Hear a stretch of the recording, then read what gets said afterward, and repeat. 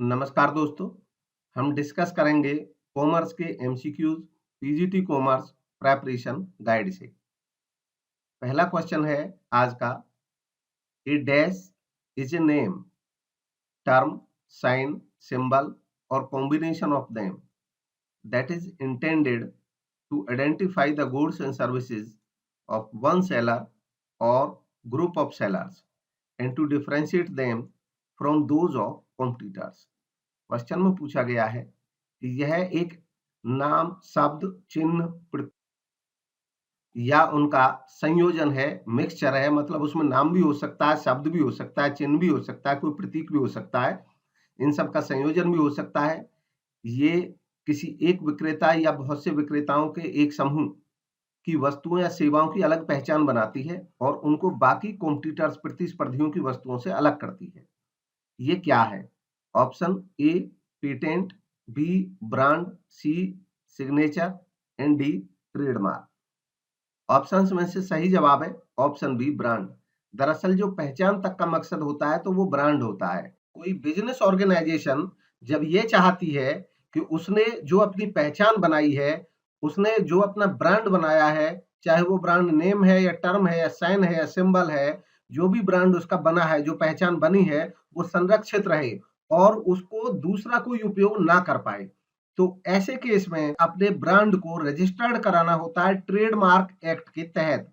Trademark act के तहत जब ब्रांड को रजिस्टर्ड करा लिया जाता है तब वो ट्रेडमार्क कहलाता है। Car manufacturers such as Maruti and Honda create several sub brands linked to the main brand such as Honda City, Honda Jazz, Honda Brio. This is an example of. इसमें कहा गया है कि कार मैन्युफैक्चरर्स होते हैं, जैसे कि होंडा के एक एग्जांपल दिया कि होंडा एक उनका ब्रांड है। अब होंडा के साथ ही बाकी को जोड़ दिया जाता है, होंडा सिटी हो या होंडा जैज हो या होंडा ब्रायो हो या होंडा सिविक हो। तो गिवन ऑप्शंस में से ये है क्या, इस चीज को क्या बोलते हैं, ये पूछा है। Option A ingredient branding, option B co branding, option C line extension, option D umbrella branding. आप आराम से क्वेश्चन हिंदी में भी पढ़ सकते हैं, इंग्लिश में भी पढ़ सकते हैं।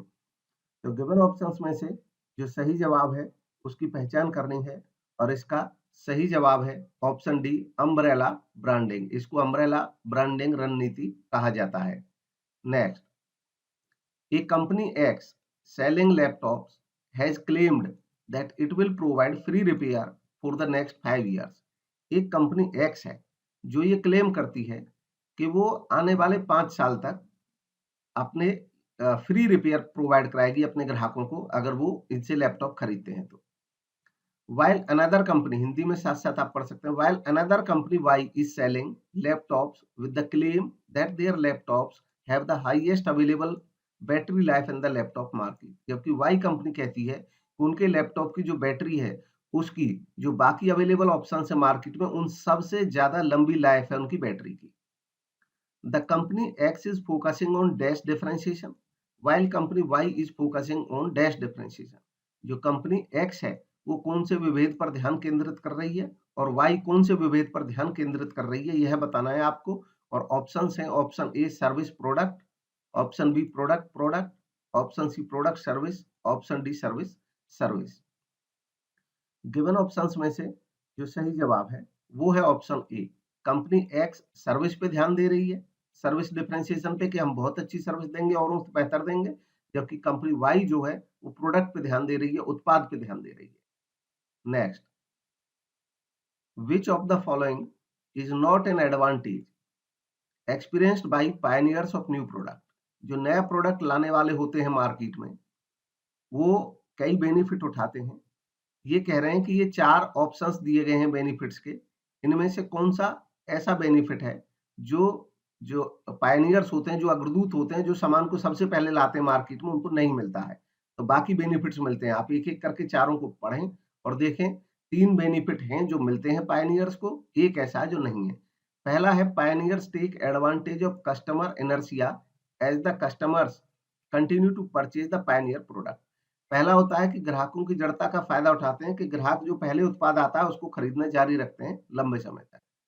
सेकंड है pioneers achieve economies of scale more quickly than followers. दूसरा है कि जो पायनियर्स होते हैं, अग्रदूत होते हैं, उन्हें उनके अनुयायियों की तुलना में पैमाने की बचत तेजी से मिल जाती है, जल्दी मिल जाती है। सी है pioneer sometime launch product before the consumers are ready to accept the product. कि जो अग्रदूत होते हैं वो कभी-कभी सामान को उपभोक्ता स्वीकार करने से पहले ही सामान को वो मार्केट में ले आते हैं। और नेक्स्ट है D, pioneers are able to create high brand recall. वो हाई ब्रांड रिकॉल बनाने में सक्षम है, यानी कि अपने ब्रांड की अच्छी पहचान बना देते हैं जिससे लोग उसको बार-बार खरीदते हैं।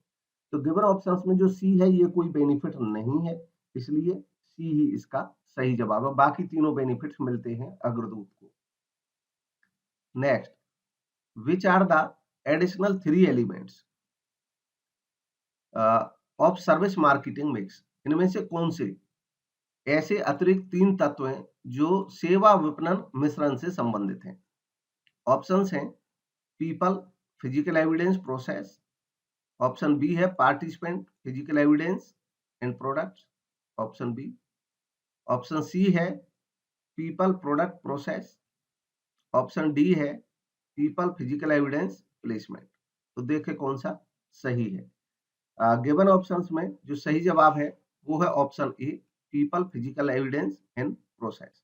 दरअसल मैककार्थी ने 4 पीस दिए मार्केटिंग के जो कि प्रोडक्ट से रिलेटेड थे। ऐसे ही मार्केटिंग मिक्स के 3 पीस और जोड़ दिए जो सर्विस से रिलेटेड है, सर्विस मार्केटिंग से।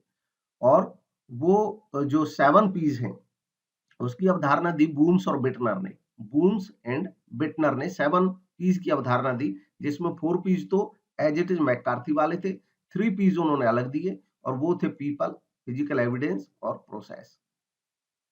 Next, identify the incorrect statement regarding the product life cycle from the following. इसमें पहचान करना है उत्पाद जीवन चक्र के संबंध में एक कथन ऐसा है जो गलत है, इनकरेक्ट है, उसको पहचानना है। बाकी 3 सही हैं। चारों को एक-एक करके पढ़ें आराम से। पहला ऑप्शन है profit from products remain same across the different stages of the product life cycle. Product life cycle की सभी स्टेजेस में जो लाभ है वो समान रहता है, ये एक स्टेटमेंट है। सेकंड है at each stage the product requires different functional strategies. हर एक स्टेज पे अलग-अलग रणनीति की आवश्यकता होती है। तीसरा है सी है each stage of the product life cycle presents different opportunities and problems to the seller. हर एक स्टेज जो होता है वो विक्रेता के लिए अलग-अलग अवसर और समस्याएं प्रस्तुत करता है।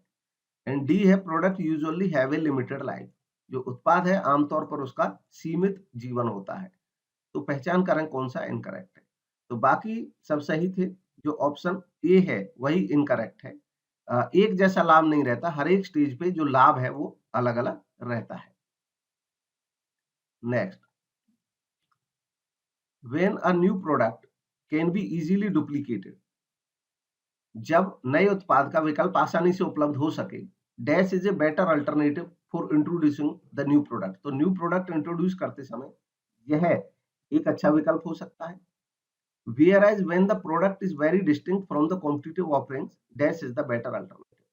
लेकिन जब हमारे प्रोडक्ट का जो ऑफरिंग है वो अवेलेबल नहीं है, उनसे काफी अलग है, यानी कि हमारा आसानी से कोई कॉम्पिटिटर नहीं होगा, तो यह रणनीति बेटर है। कौन सी रणनीति बेटर है यह बताना है। Option A penetration penetration, option B skimming skimming, option C penetration skimming, option D skimming penetration. तो गिवन ऑप्शंस में से सही जवाब जो है वो कौन सा होगा यह बताना है। ऑप्शन सी इसका सही जवाब है। ऑप्शन सी, ऑप्शन सी सही जवाब है, पेनेट्रेशन स्कीमिंग। यानी कि जब हमारे विकल्प आसानी से आ सकते हैं तो हमको सस्ती कीमत ला करके मार्केट में एंटर कर जाना चाहिए, मार्केट पे कब्जा करना चाहिए।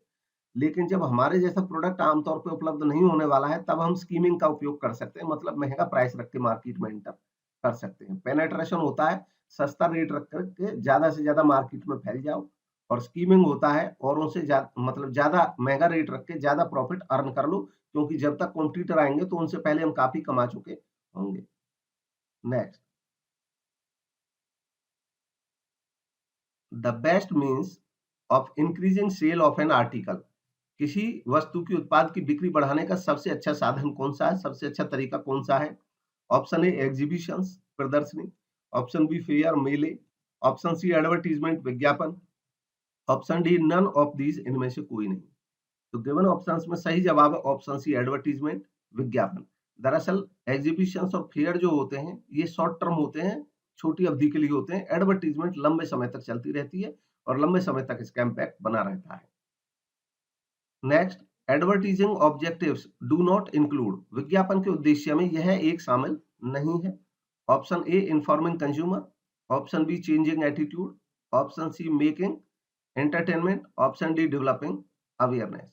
तो गिवन ऑप्शंस में से सही जवाब है मेकिंग एंटरटेनमेंट, मनोरंजन करना। मतलब विज्ञापन के उद्देश्यों में एंटरटेनमेंट कराना नहीं होता है, बाकी सब विज्ञापन के उद्देश्य होते हैं, इसलिए सी इसका सही जवाब है। Next, personal selling is not targeted towards, जो वैयक्तिक विक्रय होता है उसका लक्ष्य इनमें से यह नहीं होता है। जो नहीं होता है उसको बताना है। तो ऑप्शन 1 है मास ऑडियंस, बड़े ज्यादा लोगों तक एक साथ पहुंच, बड़े पैमाने पर पहुंच। पर्सनल कॉन्टैक्ट, व्यक्तिगत संपर्क। टू वे कम्युनिकेशन, दो तरफा संचार। क्विक फीडबैक, त्वरित प्रतिक्रिया। तो गिवन ऑप्शंस में से जो सही जवाब है वो है ऑप्शन ए। पर्सनल सेलिंग में मास ऑडियंस नहीं होता है, एडवर्टीजमेंट में मास ऑडियंस होता है, बड़े पैमाने पर पहुंच। बाकी लक्ष्य है, बाकी मतलब टारगेट होता है। पर्सनल सेलिंग में पर्सनल कॉन्टैक्ट का टारगेट होता है, टू वे कम्युनिकेशन हो जाता है, फीडबैक जल्दी मिल जाता है। तो ये थे आज के questions. Thank you for watching. Channel को सब्सक्राइब करें अगर नहीं किया है तो। कॉमर्स के सभी कॉम्पिटिटिव एग्जाम्स के लिए ये चैनल काफी महत्वपूर्ण होना है आपके लिए। Thank you for watching.